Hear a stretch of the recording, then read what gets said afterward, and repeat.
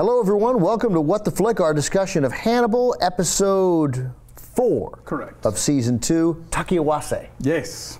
What is Takiawase? According to Google, it is vegetables that are served with meat, fish, or tofu that are simmered separately.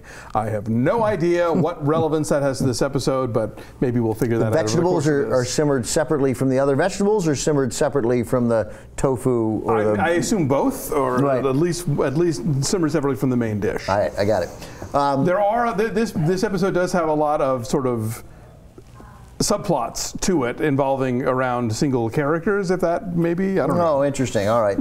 Among them, Gina Torres, who plays Bella Crawford. Right.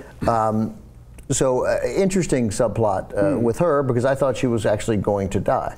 Well, you know, it's funny. We talked about how this show and True Detective had these sort of odd parallels of, yes, of thematic and you know, visual things. This weekend, both Hannibal and Girls dealt with end-of-life issues. Oh, yeah, right. There were 2 assisted suicides. Yeah. Right. And then also, Nymphomaniac Volume 1 has a whole long thing about fly fishing in it. Oh, and Nymphomaniac Volume 2 she makes sort of an at-home cat of nine tails that involves the knots that Will is teaching the late daughter of Amanda.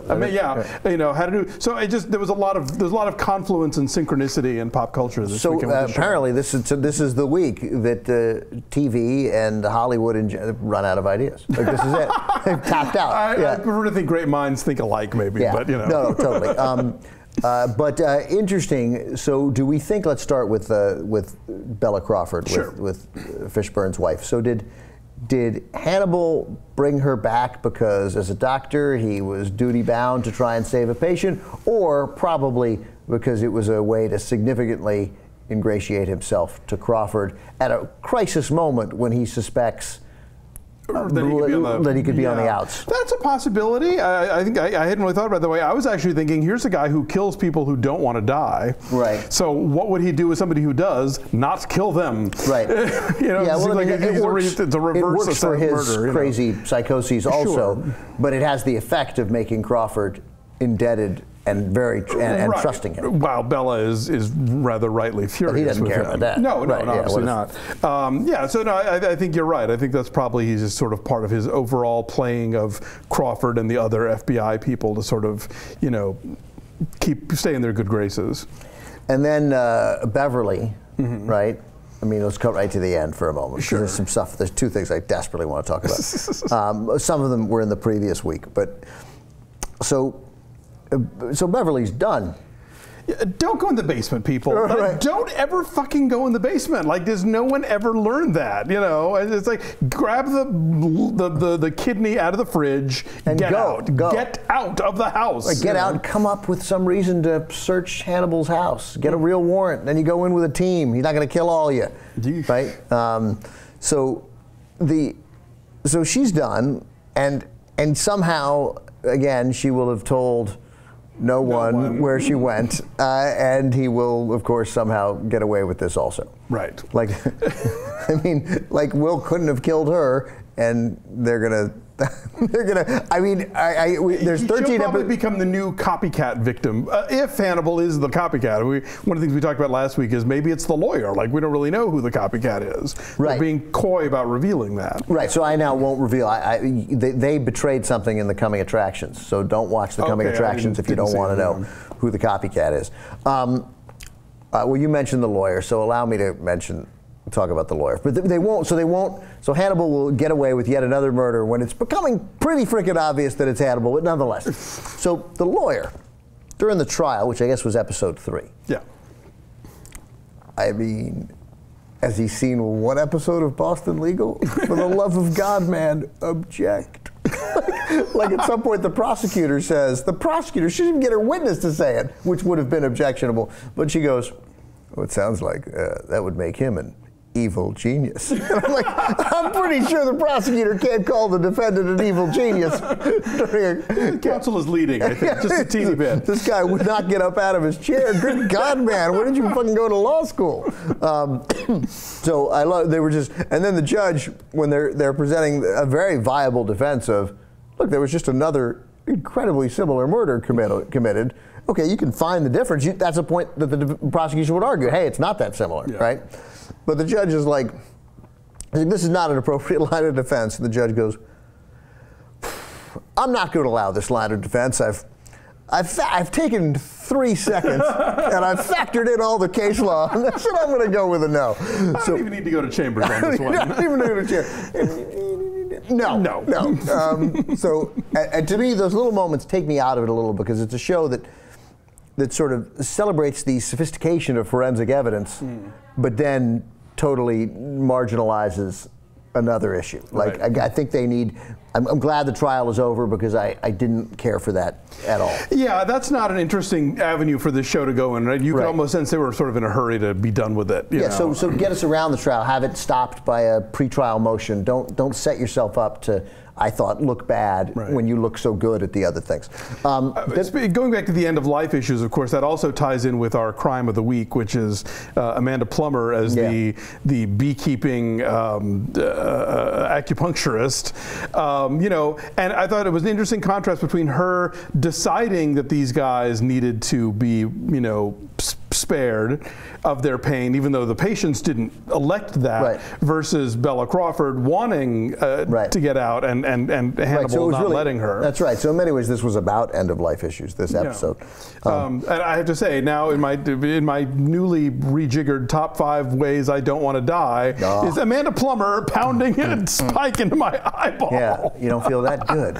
Well, then you won't feel this. You know, I mean, and obviously there's not even an investigation. Like they ask her, bam, she confesses. I mean, so clearly they weren't going to drag that out at all. But I did think it was an interesting parallel with the sort of, I don't know, I don't even know what the A story and the B story on this would be, as far as if you were breaking it down as a TV writer. There's a lot happening. Now, am I wrong? There have been 17 episodes of this show. How many moments has the music gotten super dramatic and one of the characters said, and the response is, well, then what does he do with them? And then they go, dun, dun, dun, and he goes, he eats them. like I'm like, so then she asks it about what he'd done with the leg, or what he did with it, and I'm like, yeah, he eats them. Like, we've already done. I think haven't we already established that that's what's happening to all these people? I thought this was new for the show. It was new. Well, we definitely had it once last season. There was he eats them. Like, we've had. Was there? Yes. But was it about Hannibal, or was it about, like, when they thought it was somebody else? Not about Hannibal. I'm just, like, in continuing, but except about the Chesapeake Ripper or whatever. That's Hannibal. So I mean, well, I know, but they didn't know that. No, they didn't know that. But I just mean, like, from a writing dramatic point of view, we've been left with the Yeah, but I think it's different when you realize that he's eating them. Oh, and he's served me meals. You know? Sure, no, I got it. No, they said, look, it's fun. The show's called Hannibal. Yes. He eats people. Like, they have to have some moments of, and we're going to get more, because it can't just be one moment where Hannibal realizes, where Will realizes he ate it, and because also Jack Crawford has, everyone who's shared a meal has dined on this. Everyone who's shared a gourmet meal with them. Well, at least what's her face, the crime blogger will be like, vegetarian, yes. Oh, is that right? I don't even remember. Yeah, that was a whole episode where he had to make her a salad. Oh, that's right. Yeah, so she's in good shape. Yeah. Dr. Chilton actually being a decent shrink for once. You know, usually he's just seen as kind of a rank opportunist and a gross climber, but he's actually asking the right questions and administering the right psychoactive drugs and maybe getting some answers. Except the one request Will made: don't discuss my case with Hannibal. Oh, well, he took no time to discuss his case with Hannibal, even telling him. I mean, the big mistake, telling him what the drugs he'd given him. Right. Well, yeah, that's true. And the same thing with Beverly. It's like, don't tell Hannibal what you're doing. You know, that when she lays it all out in the morgue there, it's like, oh, great. Well, that's not going to end well. So Hannibal knew that she'd come based on, when Will said he's playing you, he's manipulating you. He, in fact, of course, was. Right. And now he's literally waiting for her in the basement. Basically, yeah, because I mean, he knew that she and Will had spoken. She knew that she was getting info from Will, and that and from Chilton, he knew that Will was now starting to remember shit that he wasn't supposed to have, about the seizures and taking whatnot. The drugs that cause you to reverse the effect that his drugs that his drugs had given you, and in talking to Beverly, says sometimes it's like I hear Will's words come out of your mouth suggesting, I know you're right. I know you've been... Right. Well, this is the second time they busted her on that. Right. The color palette was the first time. Right, but that was Crawford busting. No, but Hannibal was there too. Right, but now knowing that like you've been talking to Will and we've reached a point where now Will has cut off my therapy, like Will's on to me. Will is telling her about me. Right. In fact, she said that I keep my options right. I keep my options open. And you know, again, this season opened with letting us know that the loop gets closed. So you know, as cat and mousey as everything is, we know we know the end game. You know, we know the end game, but we don't know how it turns out. No, we got Crawford bleeding out, and it may well be that he. Sure, no. I'm not saying we know everything, but I'm saying we at least know that they're not going to try and. If this were another show, you think how many seasons are going to drag this out that nobody figures out that the boogeyman is in their midst? You know. Yeah, so I'm curious in season 3 already. Like, is Hannibal? Do we reverse it? Season 3 becomes Silence of the Lambs, I guess. Right, I guess is Hannibal behind bars. Well, no, technically it becomes Manhunter or Red Dragon rather, because that's the first Hannibal torturing Will, the investigator. Exactly, Hannibal behind bars, Will on the other side. You know, so that's next, and then Silence of the Lambs. And then Hannibal, and then who knows? Then who knows? Yeah. Well, good stuff. Did we leave anything significant out? Let's see. Oh, well, you know, I don't know if I'm going to eat honey again anytime soon. Did you try the honey? The guy, no. The guy with the no eyes in his sockets. That was the one image for this episode for me. I thought.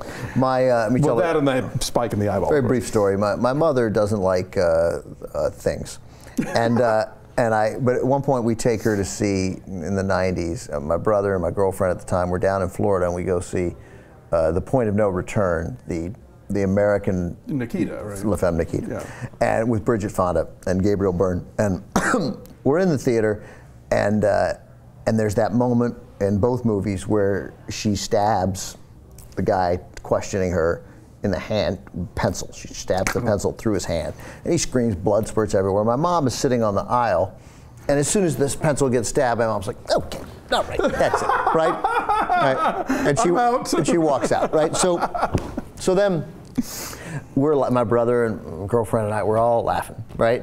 And then after a few minutes, I'd been sitting next to my mother, and I'm like, all right, I'm gonna go. She's not coming back. Sure enough, she's in the lobby, she's smoking. That's how long ago this was. She's smoking inside the theater. And I say to her, Mom, come on, it's gonna be fine. It's gonna be fine, right? And we come back up, and literally she sits down, and Bridget Fonda says, well, why don't you just take your tongue and lick my asshole? and there she goes. That's it. She'd been down in her seat, I don't know, four seconds. Yeah. Gotten all the way down into the cushion. Right. And this time we were like, all right, we're letting her go.